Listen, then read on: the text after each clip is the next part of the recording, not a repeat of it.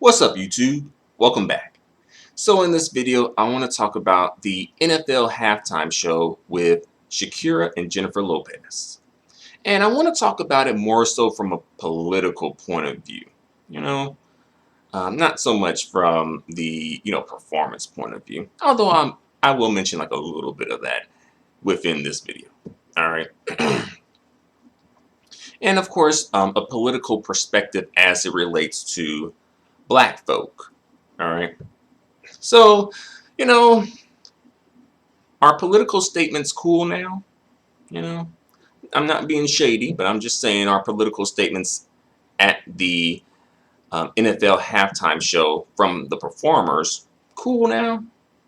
You know, because at one point it was like, oh, we just want to enjoy the football. We don't want to hear about this political stuff, right?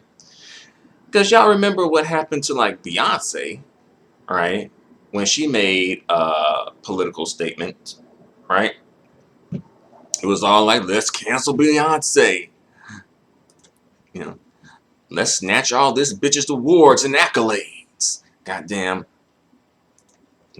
Let's not provide her police protection, right? Ultimately, it didn't really amount to much. I think people ended up just forgetting about it a couple of weeks later. But still, y'all remember when that happened, right? So I'm like, okay, I'm guessing political statements are cool now, I guess. Because some people are saying like, during Jennifer Lopez's performance, she had made like a political statement with like the children in the cage and talking about the USA and things like that. And I'll say that they were performing her song "Let's Get Loud," and I'll say that I did like that. I like the toned down version of "Let's Get Loud" that her daughter was doing. Normally, I'm not really into celebrities pushing their kids in their performances. I'm like, nah. But I did like that particular part of it, though. The toned down, ballad-esque version of "Let's Get Loud." um, but yeah, I'm guessing political statements are cool. I guess for now, whatever. So then we got some people were like, hey, what about a Kobe Bryant tribute? Because of course, the situation that happened with Kobe Bryant and his daughter, a terrible, terrible situation, of course. But at the same time, it's like, well, Kobe Bryant is a basketball player, not a football player. Um, and I think they could have maybe flashed like the number 24. I think that would have been like a decent thing to do, like, a hint, hint, nudge, nudge type of thing. But I did not see that. If you guys saw more overt tributes to Kobe Bryant, let me know. But, and I will give you a thank you in the comment section. But yeah, notice that, And, Kobe Bryant, his wife was well, is I don't know. His wife's Latina. She's Mexican, and his daughters are like part Mexican, at least. They came out definitely from what I've seen more so on the, I guess, Latino, Mexican side of things, so to speak, you know. And not to say that, Latinos don't like Kobe Bryant, because I think that he did have sort of like a Latino following, possibly partially because of like, his wife, and perhaps him showing love to like Mexican culture and things like that, and interest in it, and also helping perpetuate Mexican folks, with his genetic contribution, right, with his daughters, right? But yeah, some people were like, hey, where's the Kobe Bryant tribute, right?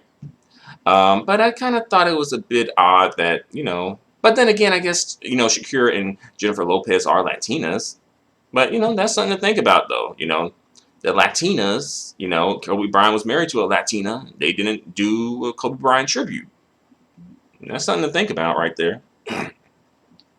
You know, because you know a lot of these dudes, you know, be coming through and just saying, you know, like, oh, you know, no woman can go without lusting for the black man, right?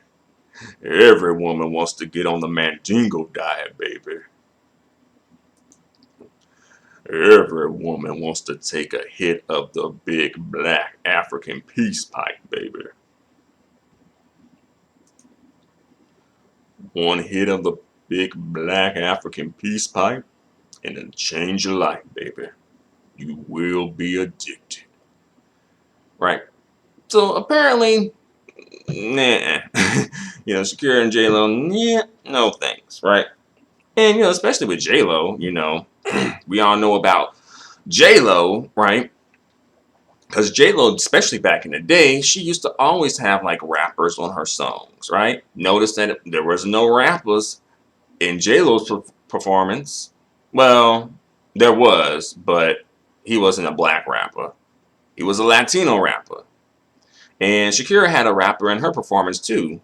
It wasn't Wyclef. It was Bad Bunny. You see that? Like, they big up in they Latino man, right? You know, they ain't throwing away they Latino man for the Mandingo man, right? And that's just for, you know, some of the the black men out there who be, you know, pushing that, you know, the black man is the most desired man, you know, and wanting to compete with black women about desirability. God damn it. But that's another story. That's another story for another day. So another thing that I noticed is this, you know, ethnic Latino pride. Is that cool too? Because I think a lot of times when it's like, well, as like Beyonce did that song Formation, which is just a completely horrible song. All right, it is. But it was like supposed to be like a pro-black, excuse me, like a pro-black song tribute. Yeah, but you know, nevertheless, sure, all right. But yeah, folks was giving. Remember, folks was giving Beyonce crap about her, you know, coming through with Formation and it being like, you know, quote unquote a blackity black song, right? But now we got folks on the NFL stage showing pride for being, you know, for their culture, you know, their Latino, Hispanic culture, you know, whatever you want to call it. And I don't really have any beef with anyone being proud of their culture. But notice, like when black folks tend to do it, it's like, you know, it's just like, you know, folks got the screw face with it for some reason, right? And as well, you know, people expect black people to be a bit more like, well, pretty much a lot more all inclusive, right? Like when black folks start to be exclusive, you know, it's like, oh, well, you know, I don't know if I can support that, or, oh, it's a problem with it for some reason, right? When, you know, black folks become exclusive, even though other groups of people are being exclusive and big upping themselves, right? But, you know, it's just something to think about here. Another thing, and this is the question I really want to throw out here.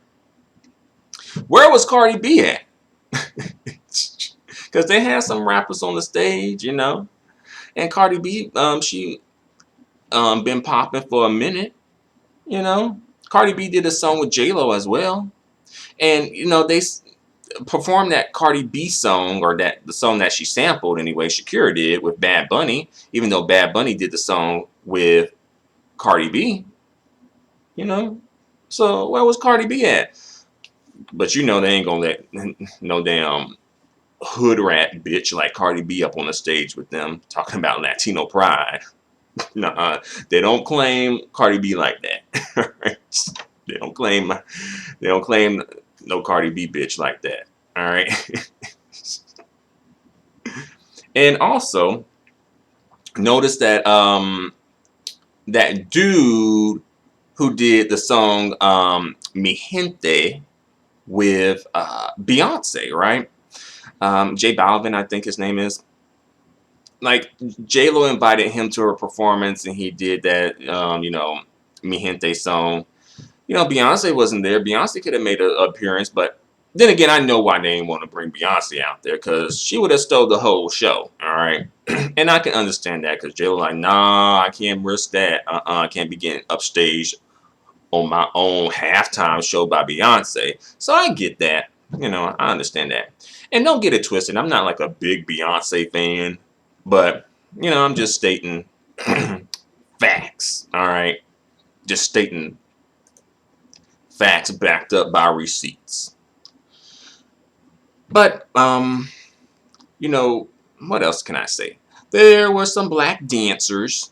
I think Shakira definitely had some black dancers. Black female dancers too. J Lo, I think she may have had some black male dancers. Shakira had both black male and black female dancers too.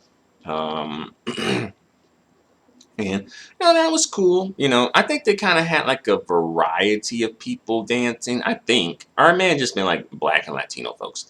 I don't know. It was a lot going on stage at that time. um, let's see, what else can I say? I think Jay-Z, because I think he was in charge of the halftime show. I think this was strategically done because the Super Bowl took place in Miami, and Miami has like a very large like Latino population and Latino influence. So I think this was strategically done on his part. And also, talking about Latino representation, notice the folks who were representing Latinidad, Latino folks, Hispanidad, right? It was, of course, you got, your J-Lo's, your Shakira, your Sofia Vergara types, right? They were not letting any types like, Christina Milian,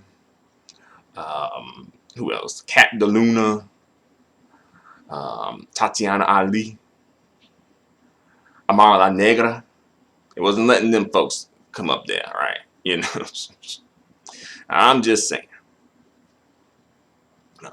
But, there's something interesting to note, though, when it comes to who is out there representing, right?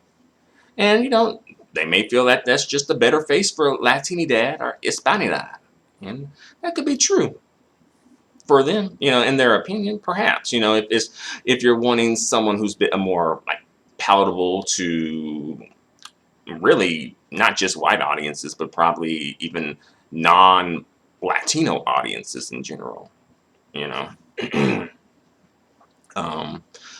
yeah, I did watch the halftime show, and I'll say I left gravitating more towards J-Lo and her performances, or at least her songs, than Shakira. But I know like a lot of people, at least on the internet, was, big up in Shakira, and they feel like she did a better job. And, Shakira did great. And, I kind of wish she would have performed a bit more of the songs that I'm, well, she did perform some. But notice, she performed Hips Don't Lie, and that song had Wyclef Jean in it. Notice that Wyclef Jean was not present there. And I think I mentioned that earlier in the video too, right? And that was the big hit. That song was probably one of the most popular songs of the year it came out, if not the most popular song, right? But yeah, but she did perform Chantaje, and that's like probably one of my favorite songs, like Puro, puro chantaje, puro chantaje, vas libre como el aire, no soy de ti de nadie, nadie, nadie, nadie, nadie, con mi cuerpo soy egoísta, puro chantaje. And she also did Ojos Así. Well, not really, but she did go into when she did like the belly dance. She has a song called Ojos Así, and I was definitely like, yes, my ojos do así. All right, and she did the belly dance and stuff like that. And Shakira, for those of you who don't know, she's part Middle Eastern, and I don't know if a lot of people know that or not, but yeah, Shakira is part Middle Eastern, and she does sort of put that into her music at times. The song Ojos Así, it does have like this Middle Eastern influence. She's part Lebanese. And there's also an English version of the song that a lot of people don't like, called Eyes Like Yours. But yeah, so just putting it out there. Then she did Whenever, Whenever, or Wherever, Whenever. And pretty much the first song that I heard from Shakira when she was, first crossing over to the English market. Like, okay, I like that song. I kind of felt like she missed the mark on some of her songs. In my personal opinion, I kind of feel like some songs should have probably been switched out for other songs. But whatever. That's where it happened. And, Shakira definitely came off as a more organic dancer. You know what I mean? Very much, improvised, right? And, for me, when J-Lo came out, I was like, okay, J-Lo coming through and saving the show. All right, that's what's up, J-Lo. Come and save the show, sister. She came through with Jenny on the Block. I'm like, okay, that's what's up. Then she came through with Ain't It Funny? And it was like, ain't it funny Ja Rule ain't there? Like, no, J-Lo is definitely on the no nigga diet. All right, no niggas in J-Lo performance, okay? And like I said before, there was a lot of black rappers on J-Lo songs back in the day, right? Ain't none of them black rappers was invited, right? Her Latino rappers were, though, because it was about Latino pride, right? All right. And then Get Right. I like the Get Right performance, definitely. Probably one of the songs that I definitely left, after watching, like, okay, whoa, whoa, whoa. All right. Then, let's see. At one point, she got like this stripper pole set up, and it was like, okay, J-Lo ain't a stripper. She's a striptease artiste. All right. She made it an art form. She wasn't just like some, trashy, ratchet scripper. She was a striptease artiste. All right. And then she came through with Waiting for Tonight. I'm like, all right, that's what's up. All right. That's a very catchy song. I kind of wish she would have performed a bit more of Love Don't Cost a Thing, though. It kind of was on there for like a second, But I guess maybe because it had to do with P. Diddy. It was like, nah, we ain't going to be big up in P. Diddy on the NFL stage too much. Yeah. And then Let's Get Loud. And then, her daughter sung the ballady-ish-esque version of it. And then they started going into the regular version of it. And then Shakira came through with the drums. That was cool, right? Shakira's definitely like the rock star, right? But I'll say that J-Lo did look a little stiff at times. But, some moments. But, she's 50 years old, I think we maybe cut her a little slack. Shakira, she was definitely, letting folks know that her hips don't lie. All right. But overall, nice performance as well. As I mentioned throughout this video, interesting things to note in this performance about, when it comes to political stuff and black folk as well. But what did you guys think about it if you watched the performances? Did you like the NFL halftime show? If so, which performers did you like better? What's your opinion about it? Hey, let me know in the comments section. Interesting question. to throw out here, but do you think if like some sisters were performing on stage, do you think they would have done a Kobe Bryant tribute? You know, and if they didn't do a Kobe Bryant tribute, do you think they would be maybe dragged for it, at least by black folks or especially black men? Hmm. You know, something to note there, something, you know, to think about there. But overall, you know, I don't really have any beef with, you know, Jennifer Lopez or Shakira or whatever. But I do think this is just interesting things to note and, you know, things for us as black people to sort of keep in mind when, you know, we are in, you know, on the stage in certain situations, right? But I think I've said all I have to say for the moment. So thanks for watching, y'all. Feel free to comment. Feel free to let me know what you think. Until the next video, adios and goodbye for now. But what I'm going to have for next year, we're going to need to have Beyonce and Rihanna do a joint halftime show. Now, you know that is going to be a ratings frenzy. I think so. Yeah, that would be interesting. But of course, either one of them can do their own halftime show and whatnot. Beyonce has already.